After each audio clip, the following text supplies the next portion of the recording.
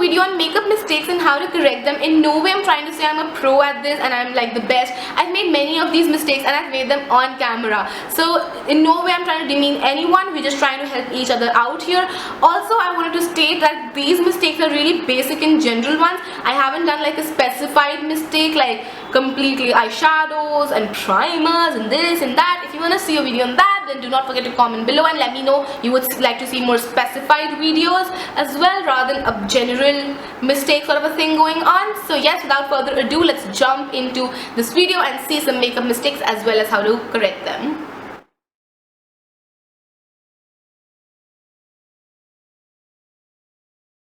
I'm gonna start off with under eye concealer. I get this query so much, like the under eye looking ashy or the concealer is not able to make their under eyes disappear or something of that sort. So I'm gonna show you that, and for that I'm gonna use this palette right here which has numerous concealer shades, as you can see.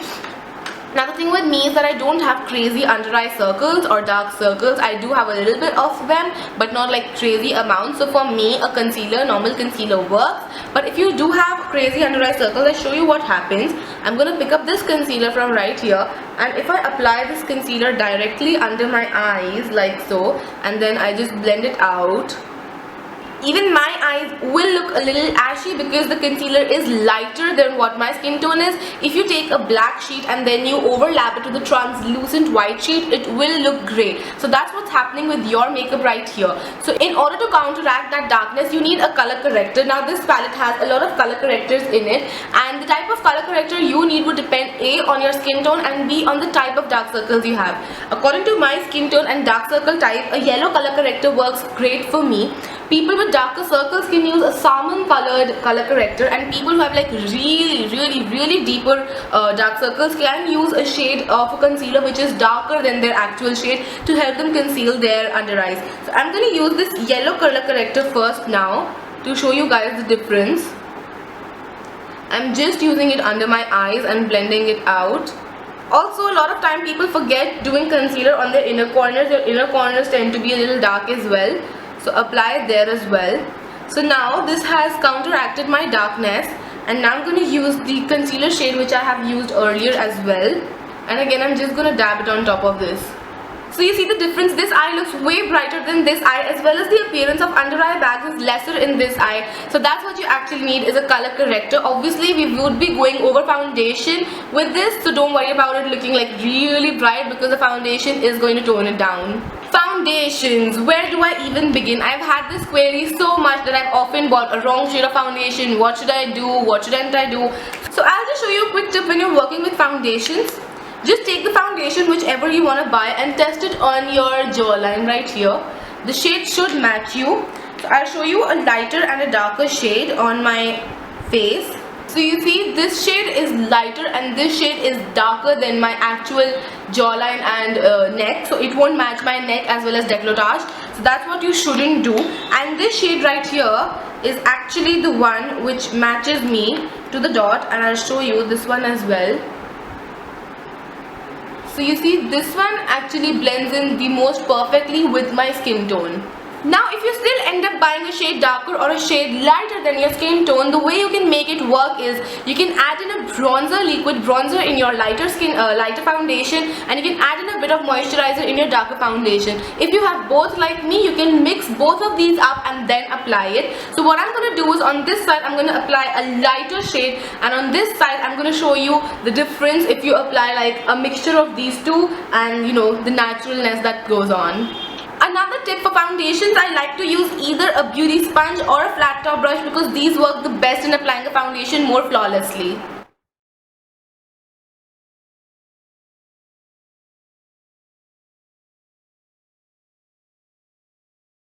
mistake that I've seen people make is that they don't take the foundation down their neck, so it makes their neck look really weird and awkward, and it makes your face stand out not in a good way.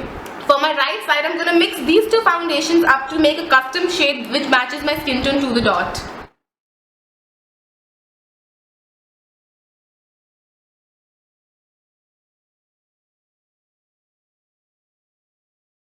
I will also make sure to blend it down my neck.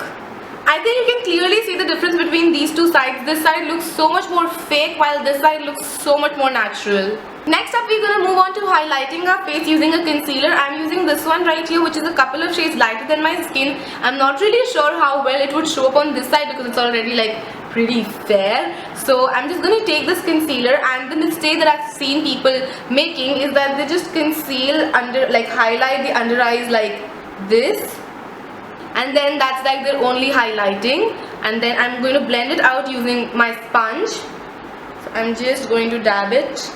Actually, they don't even go up till here, like the highlighting is just like under the eyes. What this sort of highlighting does, it makes your under eyes look even more prominent because you've just highlighted under it, and it also doesn't make your face look pretty balanced because this area is way lighter than all of your face. So I'm going to show you how to actually highlight. All you want to do is make an upside down triangle sort of a shape.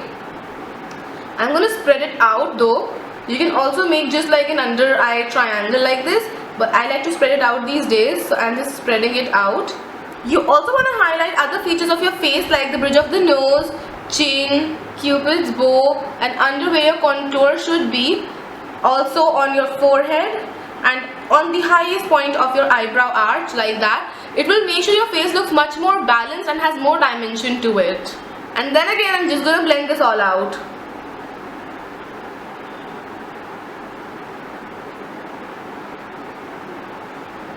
Because we are using creamy products on our face, we need to set it down. I've seen a lot of people don't use a compact and then they end up having creased under eyes and creased smile lines, and then they're like...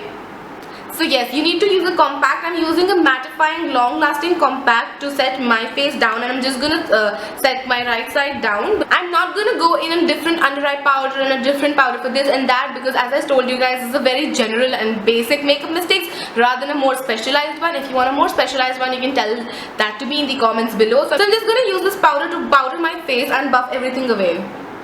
Although just make sure that the powder matches your skin tone. If you can't find a powder that matches your skin tone, go for a translucent powder instead. Next up is contouring. A lot of people have this question and I'm so glad I can finally answer it. For contouring, I personally like a brush like this, which is angular, and I'm sorry it's dirty because I used it yesterday. I'm going to wash it, I swear to you guys. So yes, I like to use a brush which is angular so it can fit in my hollow cheeks like really perfectly. So what I've seen people doing is that they just blindly follow how to contour tutorials. I'll be honest here, contouring is pretty subjective. Everyone's face structure is different. Everyone's hollow of the cheekbones fall differently. For me personally, my cheekbones are really high on the face, so my hollows fall really low. If I put them even higher than what they are, then my cheekbones are gonna merge with my eyes. I swear to you guys, that's what's gonna happen. I'll show you. Even when I make a fish face or this face, my hollows fall really low and they fall really straight rather than falling really up like this, which happens normally for people who don't have like much higher cheekbones. So because I have really high cheekbones, so what happens for me is my hollow falls pretty straight, just like that, there. So what I've seen people do is that they blindly follow the tutorials and they are not according to their face shape or something of that sort, and they end up looking really weird.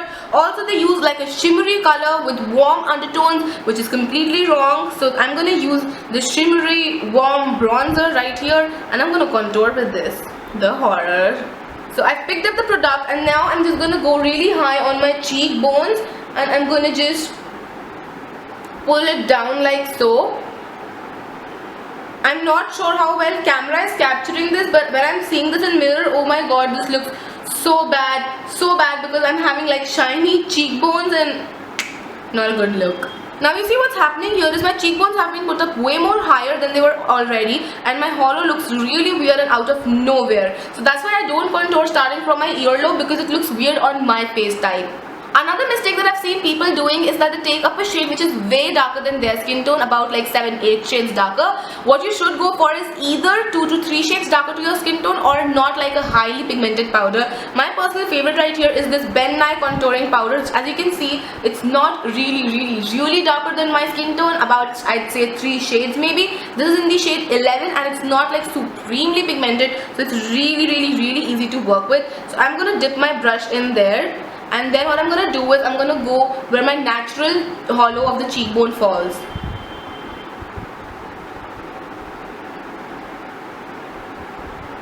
And I'm also going to drop the brush down so it looks more natural rather than ending like a stark line right here. Also, your contour powder should have like a grey undertone, because that will make the hollows look more like shadows rather than looking so much more brighter. So you see the difference between these two contours? I am genuinely digging this one way more. Let's move on to blush. I genuinely love blushes because they make your face look so much more fresh and awake. A lot of people have issues with blushes because they tend to be really pigmented. So I'm going to show you what happens a lot of times. A lot of people go really overboard in doing their blushes, and this is what generally happens. They have like round cheeks like that, like a color splash of color right here. So what you can do to avoid that is, first of all, hold the brush from the very end of it. This would make sure you have like a way more softer application, picks up less product, dust off the excess so your brush doesn't have like a lot of product, and then just holding your brush from here, dust it on your cheeks in an upward motion. This would make sure your cheeks look much more natural and flushed rather than having a concentrated patch of color. If you do go overboard with your blush by mistake, what you can do is take your foundation brush again and just dab on it, so it would make it look so much more natural. Highlighting your face is a recent craze and I'm all in for it, so I'm going to use this palette right here. What happens more than often is that people just highlight the tops of their cheekbones and they let it be. Like, that's it. That's what they do, and they leave it like that. Well, what this does is that it makes your cheekbone look sweaty rather than glowy, because it's just focusing on one area rather than your complete face. So perfect highlighting requires that you highlight not only the tops of your cheekbones but bring it a little down in an inverted C shape. So what this does is that it makes your cheek look more glowy, and then go up and into your eyebrow bone. This would make sure that your face looks completely highlighted, and after that, don't forget the tip of your nose, because this is also very high on your face. A little bit between your brows, forehead, chin, and also on the highest point of your arch. Doesn't this side look so much more natural and dewy and glowy and all those good things? Play eyebrow time. Eyebrows on fleek is everyone's dream, but achieving that is the difficult part. So I've seen a lot of girls using black eye pencil for their eyebrows, which is wrong from the dot, because if you have darker hair, you should use a shade which is a couple of shades lighter than your hair, and if you have lighter hair, then you should use a couple of shades darker than your hair. So I'm going to use black eyebrow pencil right here, and what girls tend to do is just fill in their eyebrows like really mechanically, and this makes them look drawn on. So rather than a black, I would first of all prefer if you go for like a brown eye pencil. So I'm going to use a brown eye pencil on my right eyebrow, and I'm going to show you how to start with the middle of your eyebrow and go in small strokes like so. Also hold the pencil from the end part of it to give you a much lighter application so you don't go overboard, and fill in your tail. Then for the starting part of your eyebrow, go in upward strokes so that it mimics the texture of the hair, and then just draw a line on the down part of your eyebrow. Fleek alert! If you don't have an option and if you have only a black eye pencil, what I would suggest to you is again hold it from the bottom part of the pencil, and if you still end up having brows like these, use a spoolie to brush it out first, and then again use a foundation brush which you had foundation on with and dab on it. This would make your eyebrows look so much more natural than what they look like right now. Let's move on to eyeliner. As I said, it's not like a very specified makeup mistake, so I'm not going to go into eyeshadows. I'm going to go directly onto an eyeliner. So what I see a lot of girls doing out there is that they're taking liquid eyeliner even if they're not comfortable with it, and then they end up lining their eyes like this and leaving it like this. More than often, I've seen girls in market having a liner which is way above their lash line, and it's like, I personally am a very OCD person, so I like the liner to be really perfect and crisp and on fleek, as you can say. So I know it's not like very easy to get like a perfect line all the time. So if you're not really comfortable with liquid liners, I would suggest you go for a gel or a pencil liner, but keep your liner on fleek, girl. Keep it on fleek. So I'm going to give you tips for a perfectly lined eye. If you are using a liquid liner, make sure your tip is really fine so you are much more comfortable in using it. Then close your eyes and start by making small dots if you cannot make like a one single stroke of line. So just place it against your lashes and make small dots and start connecting those dots. Make sure your brush hits your lash line so that there are no gaps between your liner and your lash line. And you see, perfectly lined eye. Personally, my favorite makeup product is a mascara. You can just wear this and go out of the house like you don't even care. But it can give you certain issues when you're applying a mascara. If you don't use a correct technique, it can either go up to your lid area, under eye area, or it can make your lashes look clumpy. I'm gonna show you exactly that on my left side. So you're normally applying your mascara like you would, and this wasn't intentional, you guys. But I'm going to show you how to correct this one as well. If you like apply mascara by mistake on some part of your face which you didn't want to. So yes, I'm applying mascara here. And I have some on my lid as well. And my lashes are so clumpy. It's like mother of all problems. I have mascara on my under eyes as well. So I'm going to show you how to apply mascara correctly, and then I'm going to like show you how to correct this as well. So when you're taking mascara out of the tube, make sure you wipe the tip of the mascara first on the tube, because it has a lot of excess products which can make your lashes look clumpy and it can transfer everywhere. And then when you have to do your upper lashes, make sure your mirror is in your hands and you keep it down and you look down. Like so, that you have a lot of space to work with right here and it doesn't hit your lid area. And then coat your mascara going upwards and then wiggle the brush through the lashes so that the mascara gets evenly distributed and your lashes don't become clumpy.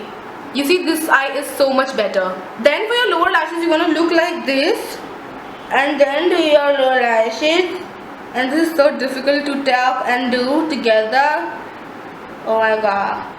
These lashes look way much more better. Now if you do get mascara on your face like I have right here, then wait for it to dry and then you can just simply flake it off. If you do try to remove this when this is still wet, it will smear off everywhere. So wait for it to dry and then you can just flake it off normally. Lip time! So I've seen this trend so much on the streets and I cannot wait for it to stop. So what I've seen girls doing is that they use a darker lip liner and then like a lighter lipstick and they don't blend it out. I know ombre lips are cute, but a stark lip liner isn't, and overlining your lips way too much isn't either. So I'm going to show you this makeup mistake, which is personally one of my most hated ones. And I'm so glad I didn't ever do this sort of a mistake. So I'm going to take the lip liner and I'm going to overline my lips.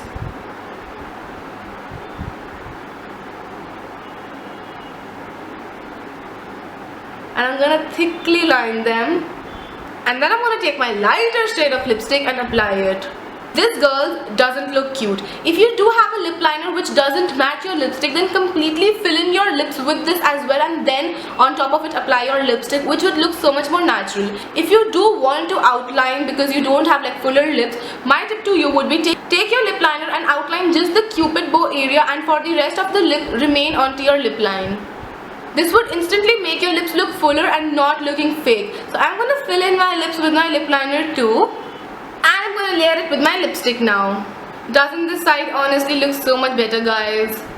With that, I finished this video wherein I showed you guys some makeup mistakes and how to correct them. I hope you guys enjoyed this video and it was helpful for you. If you want to see more such videos wherein I show you some makeup mistakes and how to correct them, then do not forget to give this video a big fat thumbs up, and I would love to do it. Also, you can comment down below and let me know which other mistake that you've made and now realize that you were doing it wrong. We can laugh on each other together and on ourselves as well. Personally, I've made a lot of these mistakes. I've gone with the wrong foundation shade. I have gone with the wrong contour color, not like the shape but the color. And I have done the concealer part of it. So yes, everyone makes mistakes and learns. Practice makes a man perfect, and women are already perfect, so we don't need to practice. Just kidding there, we need to practice as well. So yes, I hope you guys enjoyed this, and I will see you guys tomorrow. Till then, do not forget to follow me on all my social media, which will be linked below. I love you guys so much. Bye.